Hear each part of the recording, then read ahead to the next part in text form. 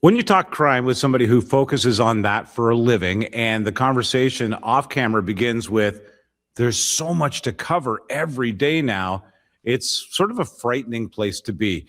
But that's where our conversation began today, off camera with Jeremy Grimaldi, who I often refer to as Canada's last crime reporter. Hey, Jeremy, how you doing? I'm great. How are you? Good, thank you. Well, you were right when you pointed out earlier. Yeah, there's a lot going on, a lot to cover off on this week and over the last couple of weeks. Certainly, a couple of things, and if you don't mind, we can go through a couple of topics, starting with, of course, the tragedy that occurred in British Columbia.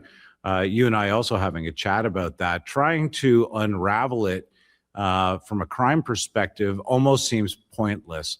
This almost feels like more of a case of us having missed something along the way from a mental health perspective. Yeah, I was kind of shocked by that story, and there's so many questions, so few answers. It's hard to know where to start. But one thing that definitely caught me off guard was how many times police had been to his home or her home, and found weaponry, including guns. Yeah. I feel as though there's so much focus on crime. There's so much focus on the justice system. It's clearly bunged up, but there is no. It seems like there's no intervention that's possible or suitable for some of the people we have in our society. I think that's probably always been the case, and we've seen these. It's shocking to Canadians to experience this. We had the last time we saw anything like this was in Montreal, certainly in my youth, that became an indelible moment. This is another one of those that just seems inexplicable. We may never have the answers people need, but for certain that poor town is devastated. I would dare say forever. Yeah, that kind of tragedy, especially one that's so difficult to digest and difficult to know how to feel about, is one that it's a modern day one. In the past, there would be there'd be certain feelings from the public that would evolve into memory and memorials. This one seems like it's going to be so complicated and convoluted that I just don't know how you'd move on from it. I don't think in the traditional way. No, I think that you're right. I think this is going to be a new experience for everybody involved, and certainly for Canadians to digest has been um, just as devastating, I think. I wonder from your perspective, the coverage of this as a reporter, and you've been doing it for many years, the coverage is difficult. I have noticed that the struggle over gender has been a major issue in publications, and the reception of how people are gendering this murderer. And I wonder how you feel about how that's all being handled. It's really touchy. I'm not really sure how to feel about it. Is the short answer. Different media organizations have different rules around identity. So that causes a layer of, I think, confusion on behalf of the public and potentially on behalf of the media itself. After that initial barrier of the media, there's also online information purveyors, I guess I'd call them. They're not reporters, but purveyors of information. Who are telling a totally different story and who are uncovering and releasing a lot of information that the mainstream media doesn't have yet or doesn't feel comfortable releasing. Right. So there's a disconnect there. There's a further disconnect when the mainstream media discusses about some of the things going on online. And a part of me feels like that may be a direct result of some of the rules that they face in reporting some of these issues. And again, some of the rules that the police face in releasing information. And it all adds up to something that has I think, led to confusion. I think you're right. At the moment that it happened, I think there was confusion. Um, It's interesting to know that a lot of this is driven by policy, not necessarily the writer or the reporter. It's more the policy of the media outlet and how they're going to handle it. I think that's pretty interesting. Nonetheless, a horrible tragedy, and I think covering it from a crime perspective, as I say, is it's just not a thing, most likely. And this is a long investigative process, I would imagine. So many people involved, so many families involved in such a small community where there isn't a massive policing force present at all times. So I think that a lot will come out over the next months and the weeks and months ahead. And we'll check in with you on that. But I just wanted to kind of put a pin in it to say, this is one of those moments in Canadian crime history that I think sadly will not be forgotten. Yeah, it won't likely be forgotten, and it'll be interesting to see what kind of perspective history adds to it, because often the perspective is dialed in right away and people understand it right away, like the Montreal shooting. And then there's ones that we don't quite understand right away, and we understand better over time, slowly. So a different perspective is held a year in, 2 years in, than was held when it happened. Yeah, that's interesting too. Yeah, I think that we will definitely have a different lens on this in the days ahead. I wanted to ask you also, this occurred and I think that it kind of got passed over, as one of the murder numbers in the GTA, but little OT, Omer Niaz Mohammed, by his birth name, was shot and killed February 9th. He was 24 years old. And to the rap and hip hop community in Ontario, Canada, across the country and beyond, this was a bit of a shock. He was shot in Burlington in a public place at a shopping center.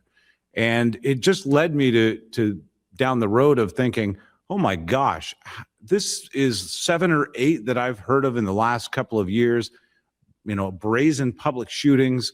And, I wonder what your take is on that. Why are we starting to see this, or is this more common than I noticed before?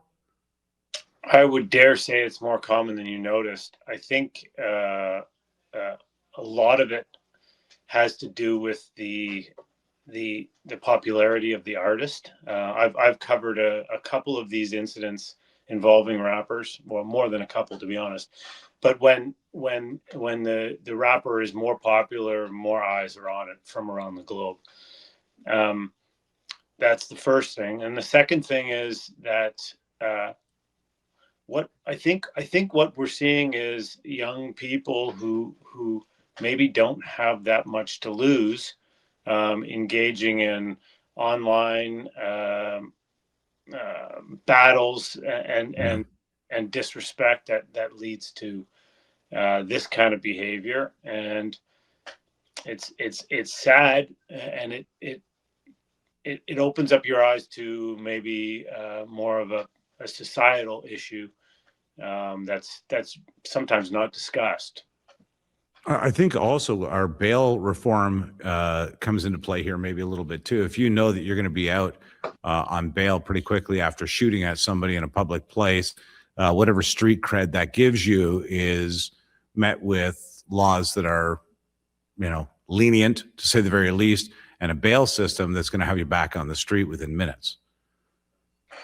Yeah, the bail system seems to play a role in a lot of crimes these days. Now, a defense attorney will tell you that maybe it's just that we're finally reporting it more than the actual bail system changing. Oh. I don't really know what to believe. There's very few numbers and statistics on this, but it is a fact that nowadays police are, when they release the details of a crime, they are putting in the press release or the tweet or whatever it is they're releasing that the person was on some sort of recognizance, some sort of bail. So that does add a layer of, misunderstanding, I think, comparatively speaking to the way we understood it in the past, where the police wouldn't have announced that, and the way we're understanding it now. I don't know that gun buyback is working when there's so many brazen shootings, but the other thing that occurs to me is that they're happening in public places, which, if you think about it, is kind of scary, but it seems ideal for these moments. You know, maybe you know where this person goes on a regular basis. There's a convenience store there that you know that they visit, a salon that you know that they go to. On it becomes a way of keeping up with the routine. It gives you a little bit of anonymity in the crowds where this is occurring, and it's just unexpected. Yeah, I don't have offhand what kind of car they were driving, but I understand that. Oh, sorry, it was a white SUV. Um, and apparently now there's a second vehicle, but I know one vehicle was found burnt out by the police after the crime. So I do know that some of these getaway drivers often use vehicles that are not noticeable. I know that Yeah.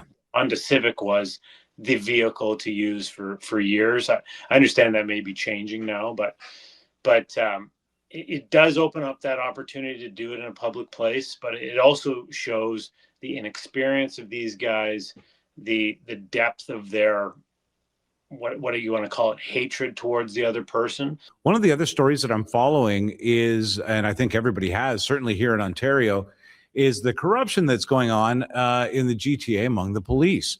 That story was shocking to me. Oh yeah, that's a big one. You don't come across that every day, and there was a lot of people involved.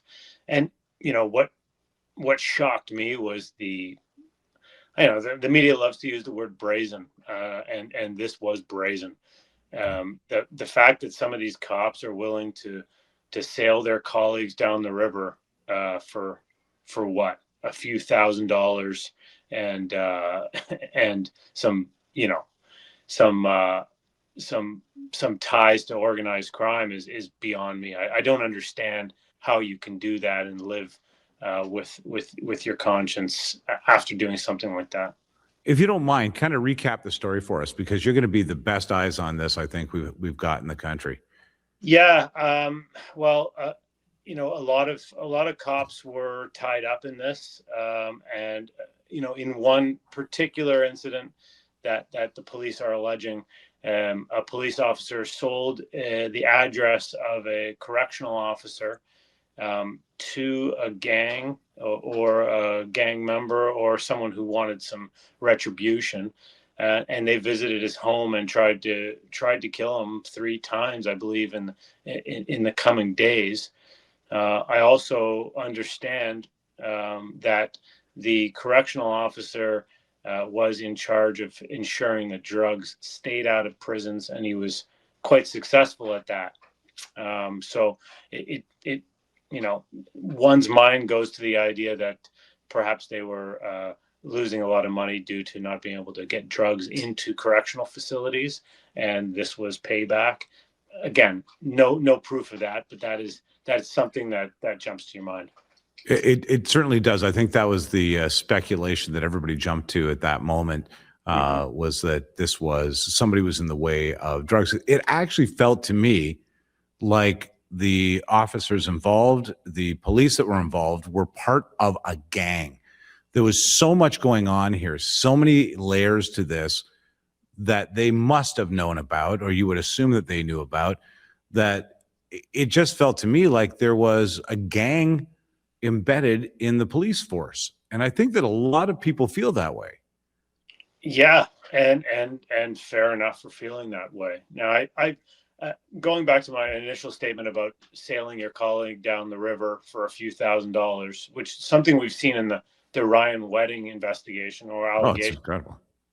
Crazy. Uh, yeah, just to put a point on that, I did speak to a number of sources afterwards about this, the idea that they're willing to sell information to these gangs, a lot of them low lives, to do this sort of crime against a upstanding member of the community. And I was told that a lot of times it's done once, and once the gangs have that information of you committing that crime or doing that deed for them, they sort of have you with their tentacles. So when they need something else done, they have the ability to extort you into doing it. So just to explain it a bit better for the viewer, because it's something that I was really wondering about. You'd think that an officer would have more scruples in this. I do understand it's a stressful job. I do understand, linking arms with the underworld sometimes in some situations, because again, the world they live in is one where the lines can be blurred. And again, I'm not condoning it. I just say that I do comprehend it. I understand it. This, I feel, took things a step further. Yeah, it does feel like that, doesn't it?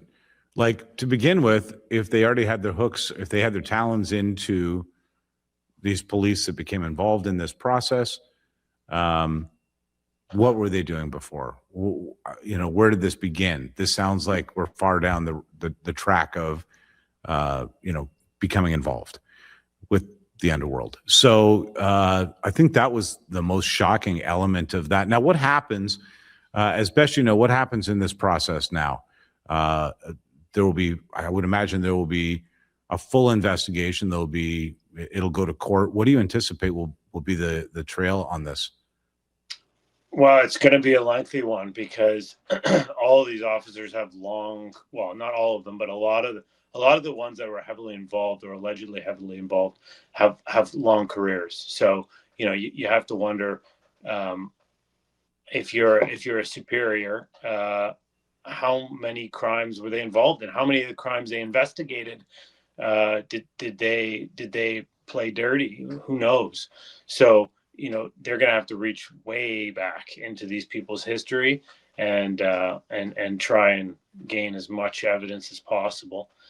You'd have to imagine that they'll find it, and then there's the further investigation into all police forces and all officers around the province, maybe around the country. This is one that scares you, and this is one that makes you wonder, what's going on behind closed doors. And then you take a look across the province, and there's corruption charges being laid internally, not just in Toronto, but in several different jurisdictions. Is it too easy? Are we leaving something out? Is there a widespread endemic issue going on across the province and maybe across the country? It'll be very curious to see what this unwinds. Yeah, and those are all completely fair questions that have to be asked, because this is the last thing you'd want. When the police get corrupted, the next step is Banana Republic. So they're our last line of defense between us and the criminals. So you want them to be upstanding people and officers. Yeah, it's a respect that we uphold based on that, and many of the things that police do. But honesty and steering clear of corruption, I think, is the kind of first marker. Jeremy, thank you so much, my man, for being with us. And I'll put out there that you'll see a lot more of Jeremy around here following crime, because that's what we need.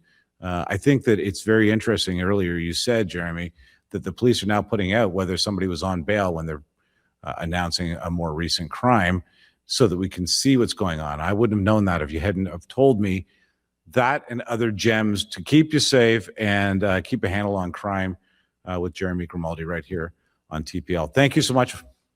Thank you. Have a nice day.